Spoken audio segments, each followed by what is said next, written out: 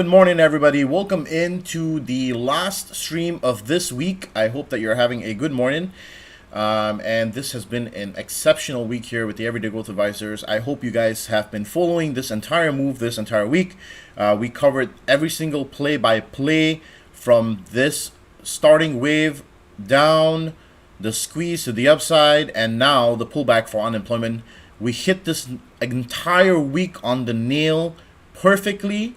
And now there are a couple of things that you need to watch out for. Okay, so if you can hear me clearly, make sure that you quickly give me a thumbs up so that I know that you can hear my voice. And at the same time, tune in for this next segment here. Okay, so unemployment rate that came out as expected. And I already told you guys anything 3.7% or higher, right? 3.7% or higher. This is not good for market expectations of the rate hikes, okay? Less than 3.6%, then that becomes even worse. Above 3.7%, that's what we wanted to see to kind of confirm that the inflation was actually dwindling, okay? Now, this echoes the sentiment of what Powell said during his speech on Wednesday. And this puts the pressure on the Fed to keep rates higher, which is what the Fed was saying on Wednesday, right? The market thought of it to be a dovish tone, but as I mentioned on our Discord and also briefing everybody else, I mentioned that it was not really him being dovish or saying anything different from what he has already said. It was mainly the market's expectation of what he was saying, his body language, the way he was saying it, his tone of voice. That was more deemed dovish than anything. Okay, and the market rallied on that news. They rallied, but remember that was mainly a squeeze and hopeful bulls trying to get exposure of this already very, very beaten down exposure that was not really seeing much downside. All right, so a lot of the move that happened this week was exposure based, and also the fact that people wanted a reason to rally, and they got that reason. Okay, they got that reason very clearly, and once we got that rally, we saw a lot of consolidation on Thursday, where I did mention that we were seeing. If you're part of Discord and part of the communities that I'm a part of, then you see I already mentioned that right going into this levels here, into this possible rejection zone where I spoke about, then that rejection zone has seen a lot of institutional selling, and also at the same time they've been taking downside exposure heading into Friday. So what comes out of this? Now, there are a couple of things. The first things first is the next thing that the market's going to wait on now is the Fed rate hike decision, right? And we're not going to get that immediately, so there's going to be a little bit of a movement sideways. And why do I say this is a movement sideways, or why the market needs to digest this entire move, is because the market needs to move sideways here to figure out if really truly we're going to be moving further down, or are we moving further up based on more data. Okay, so what we saw here is lightening of exposure here, exposing themselves to the upside, and right now we're seeing a range forming once again. There is a very high chance that SPX comes down to retest 39.50 or even bounce right here at the 61.8 level, which is the level from let's see here, the bottom to this top here, this wave starting from August, right? So if you look at this entire wave here, this is the 61.8 level here, and we could bounce here. Now, so there are two ways to play this. The first way is you play the break below the 61.8 and then the rejection below it, which is going to take some time, okay? Or if today we get a strong bounce at the 61.8 level, then that's likely to be upside to retest 41.50. But my view is that the market's going to move a little sideways for a while to digest all of this information, to digest what has been going on. And I think that that's rightfully so. This is a more important thing that has hit the market because all of the layoffs that we've been seeing, all of the people that have been unemployed based on the tech routes that we've been seeing are now showing up in the data. And I mentioned this, that job data is usually a lagging data set. And so we are starting to see all of this now fall into the data sets that the Fed is going to use.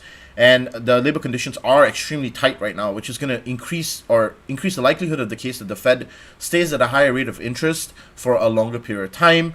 in order to curb this inflation that we are seeing. Okay, so the first, obviously the first trade here will be the retest of 39.50. If we can break below the 61.8 level, hold below it, right? And the second trade, as I mentioned, bounce here at the 61.8. Now, if you look at the NASDAQ, it's also a very similar situation. By the way, I still do think that we do have the possibility to go up to retest 41.50. It's just when. It's when it's going to happen. But I think that in the meantime, the market might take some joy in burning theta and premium. So with NASDAQ here, you can see that we already broke out of this little downtrend. But remember, this was also happened before. And this could be one of those situations where we fall back into the trend to the downside. But this is the key pivot level on NASDAQ, which is 11,600. And a bounce here or a break through it, and then the continued break below 11,450 or so will give us that significant downside back to where the bearish pivot is. Because we're really far away from the bullish pivot, and we're really far away from the bearish pivot here. So it's very difficult to kind of pick a direction. You need to watch the price action in the next couple of days, which I think is going to go sideways. Okay. Now, some key pointers, and this is really, really important, and I think that you should, if there's anything that you need to take away from this stream today, this is what you need to take away the most. It's do not trade short-term expiry contracts in this period of time, okay? Unless you're looking for a death wish for your portfolio, please do not play the weekly or the daily expiry contracts anymore, because this market's going to see a lot of whipsawing back and forth, and as we know that institutions have now joined the zero-day expiry game, there's going to be lots of movement to downside and the upside within the same day. Okay, the trend is not going to be very clear. We have seen literally sell-offs that happen and then immediate buy-ups the next day, and sell off the next day and then buy up the next day. So this is a very erratic market that can't make up its mind. And what you want to do here is instead wait for the key pivot points to be determined, and then go by what those are or what the price action is saying around those points. Okay. Now I'm gonna take the time to digest this entire move over the weekend and be back on Monday for you guys with more information. There's a lot of information that I'm digesting in the background, which still doesn't give me a directional play just yet. Okay. However, obviously yesterday we took a swing trade for SPX, right? SPX puts for the 39.50 puts for expiring next week. And this was a hedge, and I only took a 30% allocation on this entire trade. So those will be up nicely at the open today. And that would be a good time for me today to kind of, if we break below this $4,000 level, then I'll probably get rid of about 7 out of the 10 positions that I have. And sorry, not 7 out of 10, like basically 70% of the positions that I have, and let 30% of them run. Because the 30% runners will have paid by the 70% positions that I have. So in other words, take off 70%, let the others run for free, and use the house money instead of using your own money. You'll still be probably in a slight profit on that trade. So the chances are you'll probably be able to squeeze out the most out of this move if it moves to the downside. Or if it moves to the upside, then you have those 3 contracts left that you can hold and either decide to close out at a profit or decide to just cut. Okay, so that's the plan with the hedges or the contracts that I took to protect against this news, because remember that was something that we were already talking about. This week has been an almost perfect week. Now, when perfect weeks happen, this is the time where you have to immediately put your ego in check. Okay, this is a very, very important thing as a trader. Don't get ahead of yourself. Stop thinking like, oh yeah, I hit this week perfectly and I played the down move and the up move and now I'm a god. It doesn't work that way, guys. Okay, you have to take a step back, reassess the situation, and put even more emphasis on what you're going to do next. Remember, in this market, it is not easy to keep the money that you make. Making money is very, very easy. Okay, playing these downward moves, taking 100% gains on contracts and stuff like that, you could do it all day. Okay, you could sit there the entire day and trade and make money. What is really important is keeping that money and knowing when to stay out of the market. And right now is that moment where you should stay out of the market till it determines the next move. We only move halfway down through here and we're hitting a dual zone here. We could bounce, we could break below. This could really go either way. Okay, but in my opinion, I still think that there is a high chance that we come down to 39.50 and then bounce, or we bounce at the 61.8. So there's only two levels here that you need to really be watching, okay? If we break below 39.50, then that's going to send us all the way back down to 3,800 and then all the way back down to 3685. And that's a very, very bearish scenario. The upper scenario is 41.50 and then see if we get a rejection here. But remember, we already rejected in this possible rejection zone, which I already very conveniently drew out for you guys when everybody was thinking we're going to go to 41.50 after this breakout, right? And you know that this is a dealer level here, plus there's a lot of action going on here from the past price action here. You can see it. This is the reason why I drew this zone for you guys, so you'll be very well aware of where the profit taking and where the resistance is likely to happen. And a similar thing on NASDAQ here. Very, very difficult to predict where this is going to go just yet. So when you're not sure, stop trying to push the narrative in without understanding what it is. Don't take trades that you are not confident with here. Okay, you're going to blow up all your profits that you made from the entire week, and that is just not needed. All right. So keep yourself even more disciplined. When you have a good week like that, right? For example, this week, I don't even know how much the SPY contracts are going to pay. I probably add another $10,000 or so to this profit, but probably end the week with around $67,000 for the week, which is not a bad week at all, right? And so you have to be extra careful to protect those profits now. All right, that's how you keep money in the stock market. Now, IWM here down to the pivot level again. Once again, everything is at a pivot level here, right? There's a key pivot level at 183. And then you have the VIX that is slightly elevated here pre-market, but not as much as we wanted it to be. So we don't really see a whole lot of fear coming back into the market. So this is something that you need to also keep your eyes on, right? Then you have the bond market, which is signaling something completely different here, right?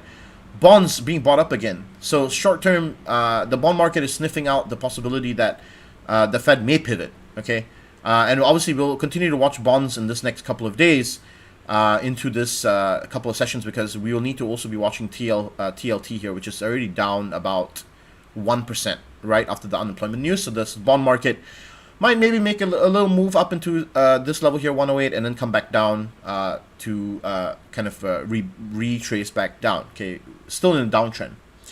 And then the dollar index, of course, tried to break down, which was bullish for equities first, and then now got bought back up pretty bullishly into this session, but once again still in the downtrend, the dollar index. Okay, so all in all, pointing towards a possible bounce or possible bounce. That's my two theories: either bounce 39.50 or either bounce where we are. But my recommendation is stop trying to guess this. The risk to reward ratio is not that pleasant, right? Look at the amount of reward you have here and the amount of risk that you'll take, right? The risk is all the way down here. It's about a 1:1 risk to reward ratio, maybe a bit more skewed to the upside. But you don't really want to press this so much, okay? If you want to take positions, take them lightly and play very, enough of time on your positions. That's what I'm saying. Tesla with the move, or the try to move back into the 200. I mentioned yesterday on the Discord and how we would... wait, actually I mentioned this on Wednesday, right? You guys were around for Wednesday stream. I mentioned how Tesla was still bearish, but it needed to go up to complete this wave to the upside at 200. We didn't even get there before rejecting, and now it's starting to move back down again. Remember, Tesla tends to be very erratic, and the price action can go all over the place before the actual move is made. So Tesla here now moving back down to 191. We'll be looking for a retest of 186, or for it to move back up into 200 to complete this wave. Either way, you have to keep your eyes on this one. And then the other one was Enphase Energy, which dropped nicely as well pre-market here, but it's in a range. That's the reason why I haven't played this. I will only take Enphase Energy when it breaks below 303 and then play the downside all the way back down into 300 or 295, around there, that level. Okay. So yeah, that's most of the trades that I'm looking at right now, or most of the market positioning. As I have already put forth and explained to you guys, please do not take positions that you don't have to. Things that you're not confident with. You know that you're gambling. You know that you're over betting for absolutely no reason. You're bottom trading. Avoid all of that heading into today's session. In fact, if possible, take the day off trading. Okay. For me, I will be probably taking the day off trading. There's no need for me to press and try to squeeze every single move out of this market. I've had a great week. I can always regroup, reanalyze what I'm gonna be trying to have a game plan for next week, and then execute back on Monday again. And that's just the way things go. That's the way you have to remain. Once again, thank you guys very much for attending the live stream and taking the time out from your schedule. Make sure you hit that like button. Make sure you hit subscribe. I really do appreciate you guys taking your time out. Any questions or any tickers that you guys want me to break down, go ahead, put it in the comments right now. And I will break them down for you guys.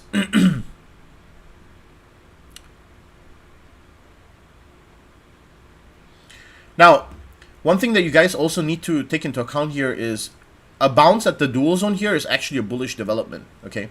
So if we do bounce at the 61.8, that's actually a really nice bounce to have into the 41.50. If we get down to 39.50, that's a less bullish bounce. That means that more of the move got captured into here. Pfizer, okay, let's have a look. PFE.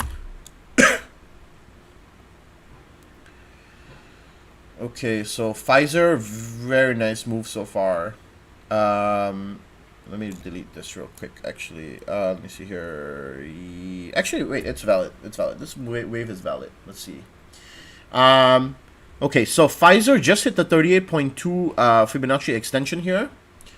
Let's see here. Okay, so what you want to be watching off of Pfizer here is either a break above 51 and then holding above 51, which I don't think so. It looks like it had a couple of very, very heavy momentum candles that are shrinking now. It looks like it wants to pull back either to $50 or either it's going to pull back to 48. It could also pull back to around 49. That's the key levels on Pfizer. My opinion here, it's already at $50 pre-market. It'll likely come down to 50 and try and test that level once again. If it bounces at 50, then it's likely to go and retest the 51 and the $52 level up here in the 61.8 resistance. So for right now, the trend looks very bullish, and I think the capability of healthcare to go bullish on a downtrending market is very possible. Remember, healthcare is a defensive sector if the market continues its move to the downside. Okay, so Pfizer might be that kind of a play where you can take when the market's going down. But you have to watch for that bounce at $50. It's going to be the main pivot here. So this is the level, $50, where you have to watch for the pivot. The key pivot point for Pfizer. A break below and the hold below 50 will send you back down to 48.40. A hold above 50 will send you back up to around 52 or $53, which is the 61.8 extension up here. So that's the way I would play Pfizer based on what I'm looking at here. Yeah. Okay, Pfizer low to the downside, coin, Pfizer downside daily looks overextended the weekly, CRM, Etsy, thank you, Big Brain. Yeah, no problem. Low to the downside, all right, let's see. Okay, so low is part of the industrials, kind of retail, industrial slash retail. They have arms in both parts of those businesses. Consumer discretionary has been an interesting sector so far. Lately has gone bullish. This is actually a very nice bullish bounce. We are at a key pivot here. This looks like a key pivot point right here. Let me see really quickly. Yeah, indeed. Let me see here. This is your supply zone. So you are sitting in a supply zone right now. This is a key supply zone. I think that trading this inside the supply zone is pointless. Your key pivot is going to be 211.50 or 211 even. A break below 211 sees the downside if you retest it like that. And then a break above 220, what is that, 223? 222. 222 is for the bullish breakout. So breakout, retest, and then the upside. That's the way that I would play it. Obviously, this is a long-term thing. In the short term, it looks like it's shopping around. So you definitely don't want to play this in the short term. It doesn't make sense. My opinion is don't speculate on this right now. Wait for the pivots to break. It's pretty close to the downside pivot. So when the downside pivot breaks and it retests it and it rejects it, then you can play that downside move. That's my opinion on lows. Coinbase, Bitcoin. Okay, so with Coinbase, honestly, I think that this one has been beaten down pretty hard. And I think that it's coming to a point where it might get squeezed. Now, I know that the fundamentals on this stock absolutely suck. But, from a momentum standpoint of view, like this thing has been beaten down pretty hard. And I think that at some point in time during the next couple of weeks, a bullish break above $50 would see this thing squeeze to 60 easily. So I'm waiting for that. In fact, as a matter of fact, I'm going to set a couple of alerts here. So 48 or 50 would be the bullish pivot. and then this below the 39.70 mark here would be the bearish pivot. So you play that either way. Right now, it looks like it tried to break to the downside and it failed a couple of times so far. So it looks like it bounced. Now, this is important here, so keep watching it. I would say the pivot here is 50 and 38, 39.50 or so. Okay, that would be the pivot for Coinbase. Same thing goes with Bitcoin. CRM, Etsy, thank you. Which reason why US 30 fall 300 points? Unemployment rate just came out like about 1 hour ago. The unemployment rate was as expected, which puts the rate hike back on the table, back to 75 basis points. But I think the market's pricing in more of a 50 to 60 basis point rate hike right now. Okay, so CRM next. So CRM is an interesting one as well. Has been in a sideways kind of channel and has been seeing pretty nice aggressive buy-ups on the bottom of this channel. Has been very technically traded as well. Had bad earnings on, I think, this past couple of days. Moved down very aggressively, 10% yesterday. I think a snap pullback here would be nice, but I think that maybe it's trying to go down back to 139 or even 140 to retest before it does that. I think that either way, though, this is a good spot risk-to-reward ratio-wise to take upside. If you want an easy trade to the upside where you have little exposure, this could be your risk. Risk off at around 134, your 144 is your entry. You have a nice risk-to-reward ratio to the upside here. If you want to take your risk off to the upside, you could take it off even at 160 and still have a really nice 3:1 risk-to-reward ratio. Okay, so that's how I would look at this one on CRM. And then Etsy, this is the last one I'll do. Oh wow, this one's super bullish. Was there news on Etsy? Why did it break out so hard? Etsy is a good, actually has a pretty good fundamental business actually. Let's see here. Well, this looks actually pretty nice, I would say. Based on the Fibonacci forecast, it's already crossed its 23.6 extension here. I can't believe I missed this. I even had it all plotted out. Let's see here. Okay, so retest of 136, that's exactly where it is pre-market here. If it bounces, it's likely to go to 144. If it rejects this level or breaks below it, it's likely to go back to 123. This is your pivot right here, where it is exactly. I would say that if it bounces here, then it's likely to go up to 144 and then retest 157 ultimately. Let's have a look. Did it actually come back 61 and then it bounced? Yeah, it does look like it wants to pull back first before bouncing to the upside. So I would say wait a little bit, let this pull back.